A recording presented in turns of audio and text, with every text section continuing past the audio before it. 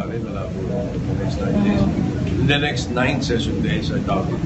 Talagang we'll try our best to pass the anti-terrorism bill, the security of tenure, and so ito yung mga finishing touches na kaya anti-wiretapping, and possibly the lowering of the age of criminal responsibility.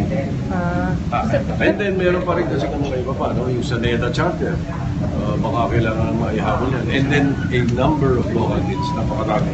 And I don't want to be late, kayo talaga.